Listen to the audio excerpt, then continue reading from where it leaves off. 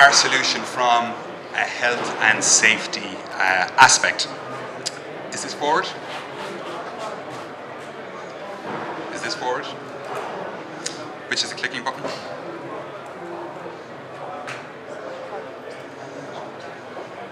Looks like you broke the controller.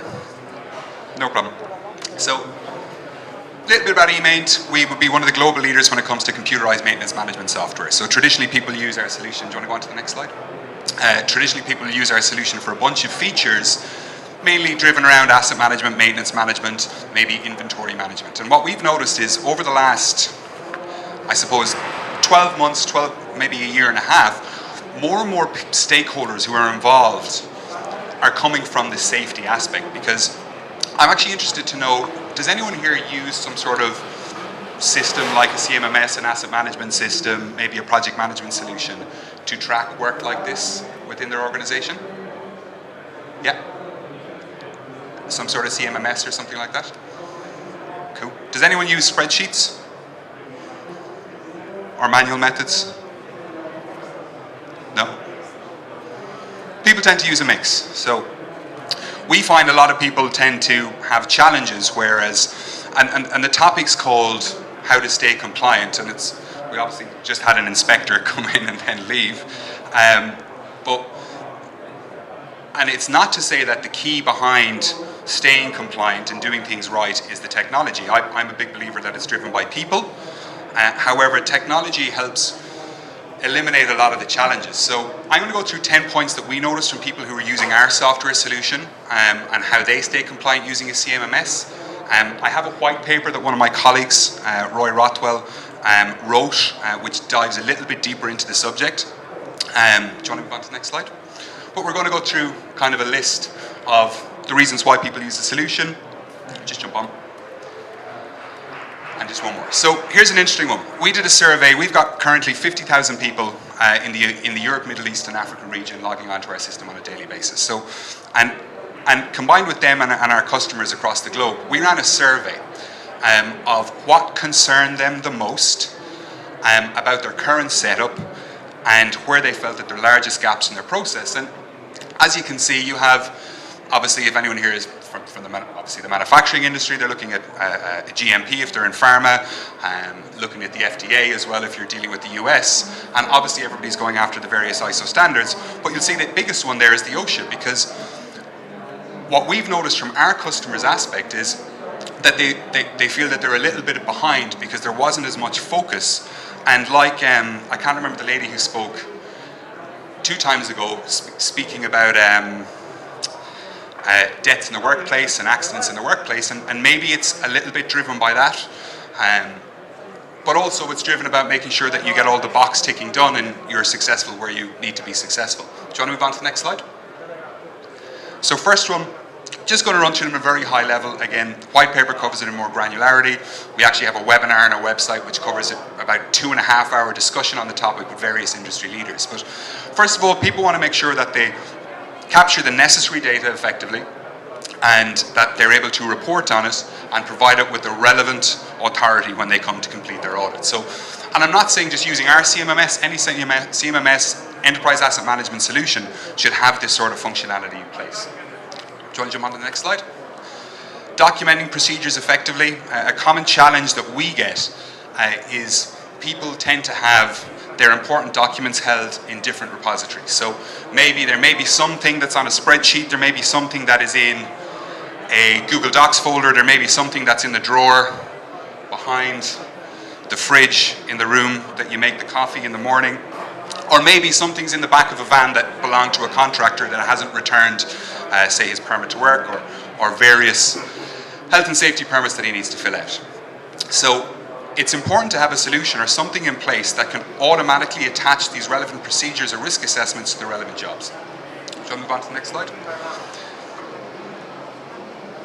Another thing that we find, and what people are mainly using, or more and more people are using our solution, is things like your lockout, tagout records. We had a customer of ours, actually in the European region quite recently, and they had a death where there was somebody who didn't have the necessary paperwork completed, and this was their aha moment, or this is their wake-up call. But as the lady spoke, and we've heard twice already today, is that we really shouldn't get to that space before making a change. And having something in place that can ensure that it automatically delivers the necessary instruction, and also that you can prove that you've delivered the necessary instruction to the relevant people within your team, you know that everything is going to get done effectively. Do you want to jump on? A little bit of a case study we have on our website in a webinar. We have a customer of ours in the US, and they've been a customer for a long, long time. And they talk about the process of implementing this. And just on one point is, if you are using a manual solution to do this, there is an element of cultural change involved in moving from, say, a manual solution, paper-based solution, moving in towards an electronic solution. And they tell that story really, really well. However, this was a huge priority for them, making sure that all of this got done effectively. Explain in more detail in the white paper, and you can look a little bit more in our webinar as well. Do you want to jump on? Monitoring precious items, monitoring safety-related items to make sure that you can track effectively, that the important tools that we're using in a specific job, any safety-related equipment is tracked effectively, so you know that if you have contractor A coming to your site today, that they're going to be equipped not only with the permit to work and with all of the safety instructions, that they're also going to have the right tools to ensure that you stay compliant if it comes that you have to prove that you supply them with those tools. Do you want to jump on? Here's an interesting one. Does anyone here have a problem with some people, whether it's contractors or in-house, with permits or ensuring that people have the necessary qualifications? Is that a common problem that anybody's had? Amazing. Everybody's good. But this is something that we notice there's a huge gap. Making sure that when you're looking back through the history of work in your digital system, that you have, again, not only the right tools, but you have the right person with the right qualifications completing the job, so that if there is an accident, if something does happen, or even if there's an insurance claim on site because somebody fell over, that you're able to tick all of the boxes to make sure that there's not a hefty financial penalty for yourselves. Number 6, please. Having work auto-generate, obviously. When we look at, and this obviously isn't just exclusive from a safety aspect, when we look at customers of ours who have, say, 150 scheduled jobs that they have to complete in a week on a specific piece of plant or in a specific area, the biggest challenge is not having any automation there. So you end up having jobs slip through, and then you have all of the errors that can come from the job slipping through. You can have challenges with maybe work being assigned to the wrong person and not having the right alerts in place. So what we tell our customers to focus on, and what our services team spend most of their time doing, is ensuring that whatever can be automated and whatever cannot be missed gets automated. And we tell people, traditionally people go and try and automate in places. We focus on getting as much stuff automated and then working backwards, so where you have human involvement where there needs to be human involvement. So you want to jump on? Having a reporting solution in place so you can get real-time information on the important safety KPIs, on the important quality KPIs, hygiene KPIs, to make sure that nothing slips through the cracks. Because we all know if you have an accident on site, if you have any sort of unfortunate event happen, that you need to, the quicker you react and the quicker you respond, the less the damage is. Do you want to jump on? Fast track safety work. So does anyone here use anyone here have a process? I'm going to try and ask a question. Before we get to point number 10, I'd like to get an answer to a question, we get some involvement. Does anyone here use a request portal or a service request portal? So if something goes down. So you have a request portal in place. A lot of people tend to have something, it could be an access database, it could be people send it by email, and it maybe notifies somebody in Office A, and then they have to send it to the relevant person.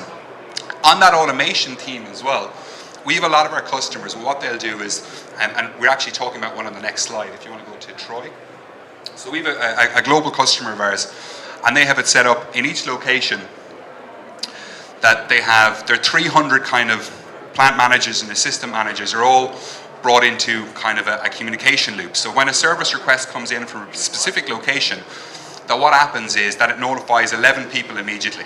And then as soon as somebody signs on and completes the relevant work, it closes it off. So, and then you've got the full audit trail, full workflow history, so that if you do get that audit at the end of the day, that you know that you're ticking all the boxes correctly. Going to go to the next one. Again, automated alerts. Most guys will have, can I borrow your phone for a second? Thanks. Most guys will have a smartphone of some sort. It's important that you can deliver the necessary work to the relevant people in the palm of their hand, and then continue on from it on the last one, is using a mobile solution to capture data. If there's anything that we've noticed in the past 2.5 years, as we have been onboarding more clients and been onboarding more what we call technician level users. So traditionally solutions like ours were managed from the office. So they were managed by a person in an administrative function. I'll steal that. They were managed by somebody in an administrative function, and the guys on the road or the guys in the field were traditionally bringing back paper documents. So when the work was completed, it was filed somewhere.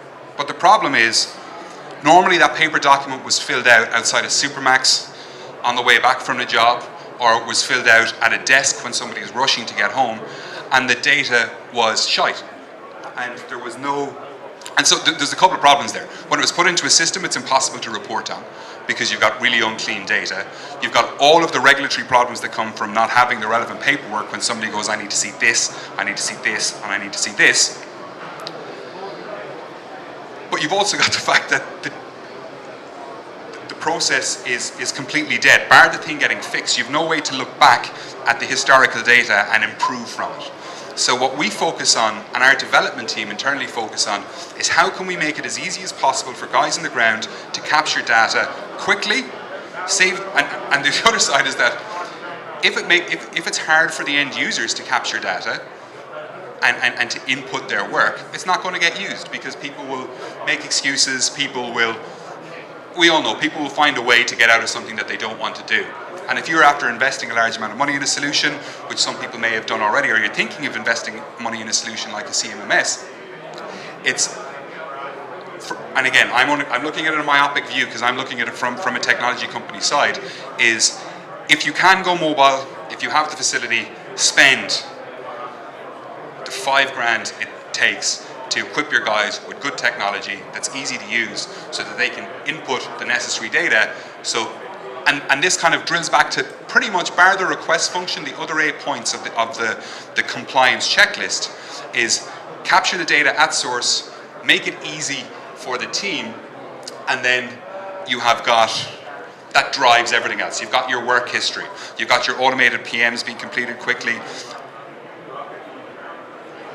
and you're far more likely to be successful and far less likely to have a critical issue, which ends up being an injury, a loss of life, or ending up getting a huge fine for not being compliant. Want to move on? Little bit of a checklist here, little bit of a white paper here. I'm going to leave it up on the front if anyone wants to grab it.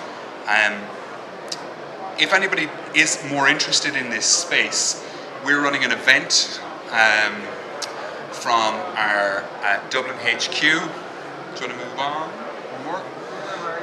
Yeah, we got some quotes on customers saying how fantastic eMaint are. You don't need to see that. If you want to ask questions about what our product does, have a look at the white paper, chat to me outside, or have a look at our website. What we are doing is we're running our best practice event in Dublin on October the 12th. So we will have speakers from the construction industry, we'll have speakers from the manufacturing industry, from the pharma industry, from the oil and gas industry, some of which will be based around what we do in the CMMS world, but a lot of it is focused on best practices. When we run these events, we try and focus it 20% about what we do and looking to grow our customer base, but 80% based on what people want to hear. And so if any of you are interested in attending, we'd love to hear from you. We're also doing a tour of the Guinness Storehouse afterwards, because our office is based in the Guinness Centre there, and we'll be giving out some free pints, tours. We're actually looking to have a topic in the Guinness Storehouse as well, to have the final Q&A in the storehouse. But we'd love to see you there. Happy to take any questions you have. Have the white paper here. Thanks for having me. No problem.